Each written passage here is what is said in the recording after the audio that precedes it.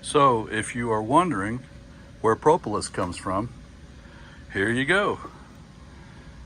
This is the glue that the bees gather. It's basically tree resin, sap that they gather and use to glue pieces and parts of the hive together and block holes where there's light. And it's got all kinds of compounds of various kinds based on what the bees are gathering in their native area. And we scrape it off.